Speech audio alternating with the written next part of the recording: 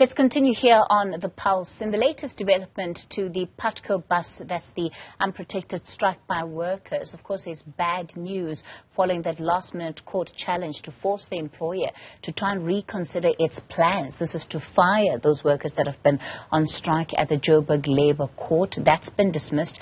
Meanwhile, workers continue to camp outside the Dobsonville and Newclare Putco bus depots. For more on this, we're joined by Bazil, Govender. He's with the South African Bus Operators Association. So, Bazil, it doesn't look like the workers are going to get their way, at least this time around. Evening, Kathy, and evening to your viewers here. From a Sabah and industry perspective, highly and deeply concerned that these disruptions are taking too long, and obviously disruptions to the public transport network. But I think without diminishing any of the parties' rights here to their respective positions, we reiterate our urgent call on them to seek to urgently restore normality and give us assurance, and the public at large. And our call is that all operations be resumed by latest on Monday morning. But having said that, Kathy, I think, when looking at either side of the argument,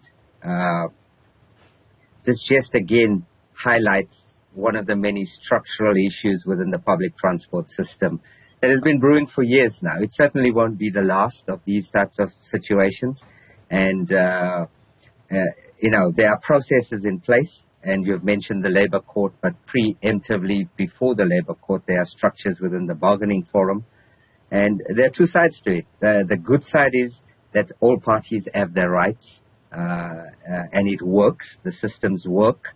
The bad side, or the downside, is unfortunately this matter in the Labour Court is taking far too long to reach a decision that will bind all parties.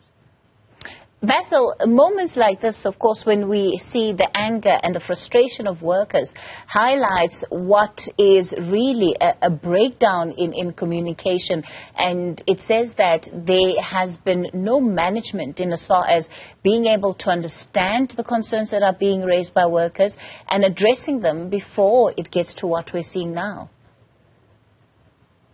Kathy, yes. If you speak to different people, you'll get different reactions as to where the situation is and how these are dealt with generally in the industry.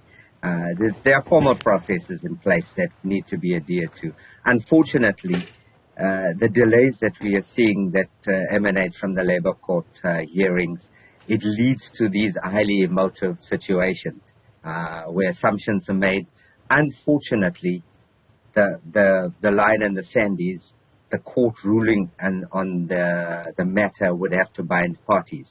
Now, both parties have gone through an extensive process of appealing original decisions and enforcing their rights, which is why it's at the Labour Court.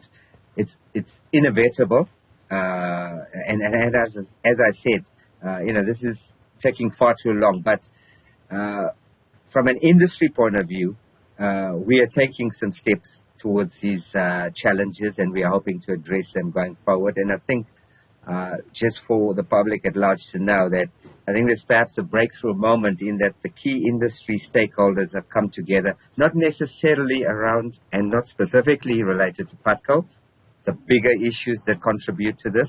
So Labour and employees are currently engaging under the facilitation from SABAWA and SAPAC. There is consensus to work together.